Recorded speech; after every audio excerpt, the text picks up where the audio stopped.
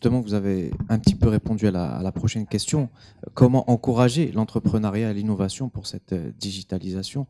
euh, Salma Karim, peut-être.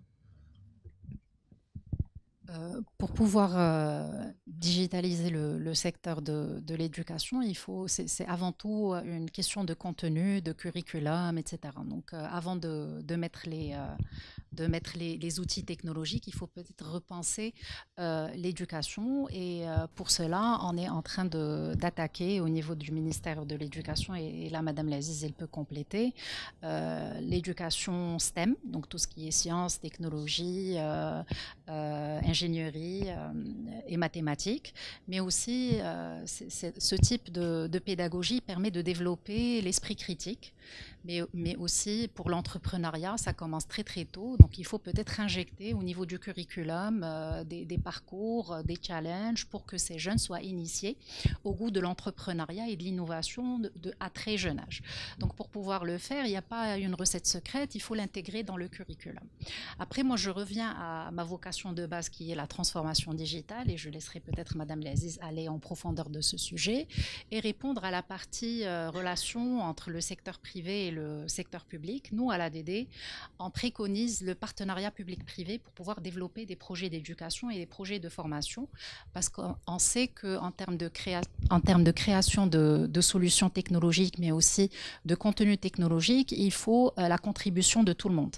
Et pour ce faire, il faut contextualiser, adapter au contexte local. On a passé le débat de la langue, donc avant tout, pouvoir adapter le contenu et faire la contribution d'un écosystème et la naissance d'un écosystème EdTech, que ce soit à travers les PME, à travers les startups, qui peuvent aller dans les territoires et développer des produits sur mesure qui sont adaptés à la culture locale et à l'éducation telle qu'elle devrait être faite par rapport à un territoire donné. Donc nous, on a cette conviction d'aller voir les partenaires privés et publics pour pouvoir les faire travailler ensemble, pour pouvoir driver des projets de transformation digitale, que ce soit des pratiques pédagogiques, aussi des contenus, mais aussi à travers la création de nouvelles filières. Voilà, donc j'ai essayé de répondre à la question précédente tout en essayant de mettre des éléments par rapport à l'innovation et à l'entrepreneuriat qui commence très très tôt à l'école. Madame Laziz, peut-être un complément de réponse? Alors, totalement. Alors, le curriculum du primaire a été révisé en 2020 et un certain nombre d'activités d'ouverture sur l'entreprise, le monde de l'entreprise, y a été intégré. Aujourd'hui, comme l'a rappelé Selma, nous travaillons sur la révision du collège avec une approche STEM. Et le développement de contenu numérique au niveau du ministère remonte vraiment au début de l'avènement du programme Génie en 2009, où on était un peu comme tous les pays, on avait des grains de contenu que l'enseignant pouvait intégrer dans un scénario pédagogique. Aujourd'hui, l'offre qui est faite par le ministère, c'est d'abord une chaîne éditoriale, Scénarii Prof, où il y a un scénario pédagogique modèle, il y a du contenu pour les sciences, mais il y a toute la partie remédiation qui existe sur papier, parce que le ministère, bien sûr, avec la direction des examens et des évaluations, a un certain nombre de tests, de quiz qui ont été digitalisés, mais c'est pas ça la numérisation d'un cours, comme l'a rappelé Lamia, c'est le numérique au service de la pédagogie, c'est de vraiment transformer l'acte pédagogique. Comment transformer l'acte pédagogique?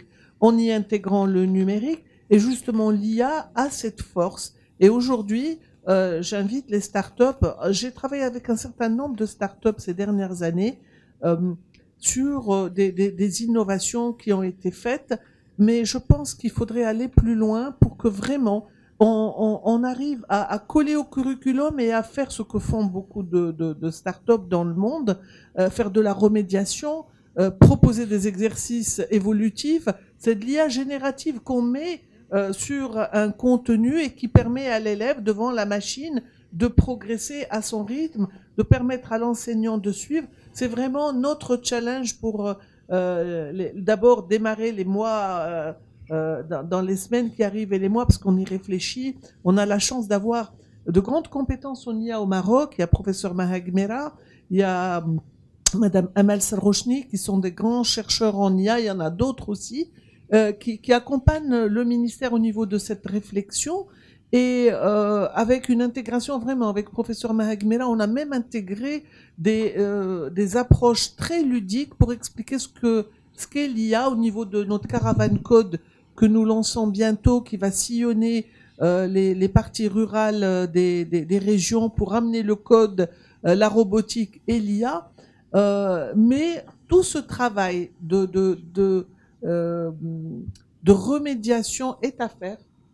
C'est vraiment notre grand défi et permettre aux élèves de progresser comme ils le font pour les langues, mais pour toutes les disciplines. C'est un peu plus complexe. Et l'outil, comme tu l'as dit tout à l'heure, quand on était en classe de sciences, il fallait que l'enseignant dessine la cellule, le prof d'histoire-géographie, les cartes du monde, alors qu'aujourd'hui, on n'a plus besoin de perdre du temps là-dessus.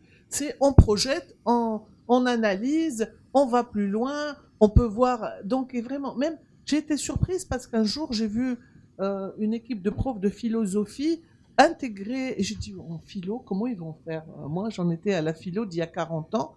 Et en fait, un truc très simple, avoir une frise des penseurs et de la progression de la philosophie sous format numérique est déjà une première façon d'intégrer le numérique. Et donc, c'est possible. Il faut juste que cette intelligence chez les jeunes start-upers arrive à répondre aux besoins que nous avons au niveau de l'éducation nationale. Voilà. Alors, encourager les startups, l'innovation, Inouï a l'habitude, mais l'éducation, c'est un peu le socle. Je voulais juste rajouter un point par rapport à, on a parlé de l'esprit entrepreneurial, ça commence à l'école. Je voudrais quand même saluer l'initiative de l'association Injaz Maghreb, qui œuvre dans ce domaine depuis 15 ans, qui est là à mettre en place tout un programme dans l'école publique pour faire la promotion de l'entrepreneuriat. Donc il y a cet esprit entrepreneurial et tous les ans ils priment les meilleures juniors entreprises et on est également partenaire de cette belle initiative où on remet le prix high-tech qui est la meilleure junior entreprise bien sûr autour du digital. Donc voilà, juste pour dire que espérons que cet esprit entrepreneurial perdure et continue par rapport à cette question. Très bien, vous avez en partie répondu à la question.